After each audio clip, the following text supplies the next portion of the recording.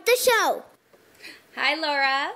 Hi, Veronica. Welcome to Yarn on the House. Thank you for having me. Thanks for being here. So why don't you tell the followers what you're all about and what you do? Okay, well, my business partner Kelly and I run the Unique Sheep, and Kelly likes to remain the kind of secret, mysterious partner. She's a little camera shy, but everything that I talk about, she does half of. So cool. she's part of everything.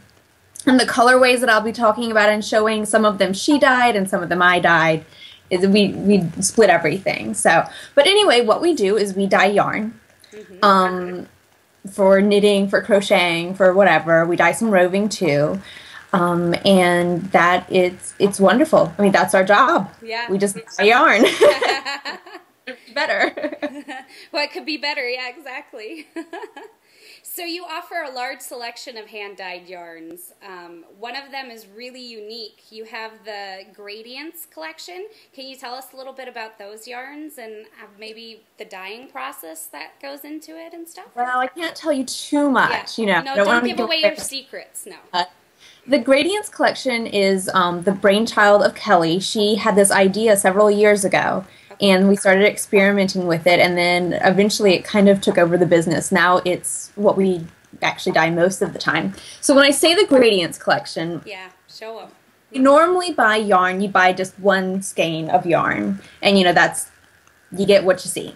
Right. Well, with our Gradients sets, you buy a set of yarn. And they come tied together like this. You buy them as one set. And so this amount right here is the equivalent of 100-gram skein that you might normally buy. It's just that it's packed up in 4 little skeins, and they're numbered. And the thing is, if you knit them as you knit them in order, the colors gradually change. Yeah. So let me see if I've got an example you can see here. So here's a sock knit with a Gradients colorway. So you can see on one end we've got the pinks, and then it changes to the purples, changes to the blues, and then to the greens. So those are your 4 skeins there, but it's not just 4 separate skeins. They're actually dyed so that they gradually blend from one to the other. And so there's actually quite a bit of math and recipes and all this that goes into creating colorways to give you this sort of result. And some of them are really bright, like this. Yeah. And then some of them are, more subtle. More subtle, yeah. That's beautiful. That's a really neat idea. Yeah, and socks are a lot of fun because, of course, they're popular, they're easy projects, but you can do anything. Anything you can knit or crochet, you can do in a Gradients colorway. Let's see if you can see this. Oh, the shawl, yeah. It's one of our shawls. It's a circle. Oh, wow, that's beautiful. But you can see the way that the colors change, from the center of the circle where it was cast on to the outer edge. And it's really fun doing different shape projects because you can see the different ways that the colors change depending on the shape of the project and how it's knit. So that's a triangular shawl. You can see that. Sorry, the picture quality is a little blurry, but you can definitely see the changing in the colors. It's amazing. Yeah, I can get you some, better actual pictures to show. Oh, yeah, why don't you do that so the followers can see that? Absolutely. So, how did you two get into yarn dyeing? What made you want to start doing that? Well, for myself, I was in college. I was studying anthropology and women's studies, and I loved it. I loved what I was studying, found it really interesting, but then realized when I was about to graduate that there aren't too many career options for anthropologists who've studied women's studies. Basically, you have to go on and get your PhD and teach, and that's not what I wanted to do. I was done with the academic thing. So I found myself nearing graduation with absolutely no idea what I was going to do. And I was working at a yarn shop part-time while I was in school, and my boss kind of jokingly said, well, why don't you dye yarn? I was kind of just dabbling in it just for myself and my friends. I was doing a lot of Fair Isle, and you know how you need tons of colors for that. So I was just doing my own dyeing for that, so I didn't have to buy so many balls of yarn. And she's like, oh, well, why don't you just dye yarn? Other people are doing it. And I was like, maybe I can do that. So I actually came up with this business plan, got my business license, all those things that you have to do to start up a business, and didn't tell anyone about it.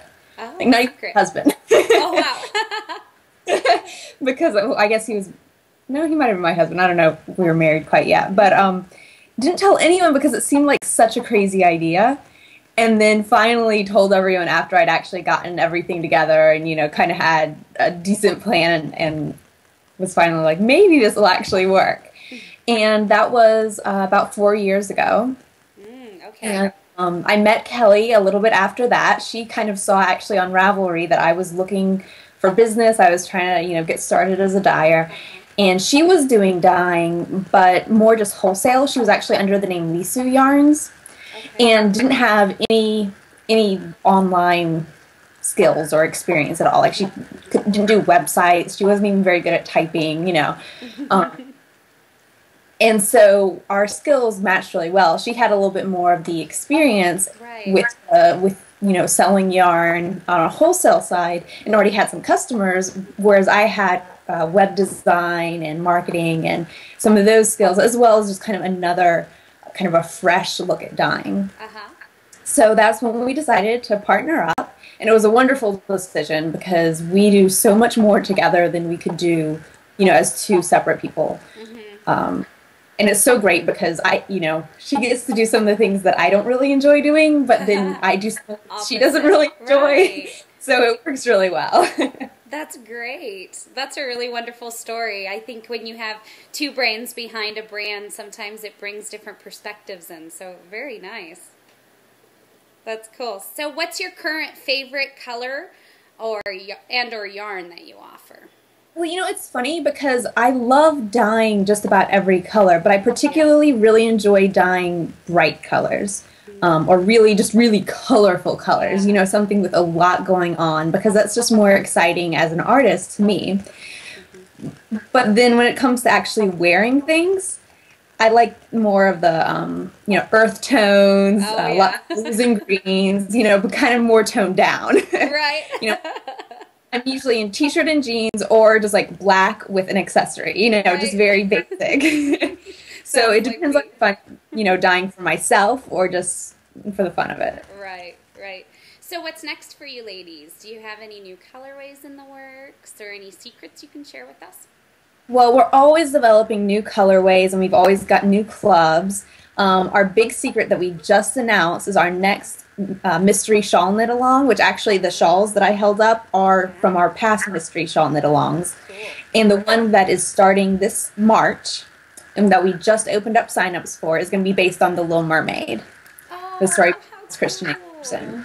What a great So that theme. would be fun. Yeah, I'm really excited about dyeing all those great, you know, sea colors because they're blues and the greens, but also if you actually read the story by Hans Christian Andersen, you know, not just the Disney version, there's these wonderful descriptions of the sea life and like the gardens under the sea, and it's kind of amazing all the colorful imagery that he uses. So we're gonna have a lot of fun with that. Yeah, that's very exciting. Good theme.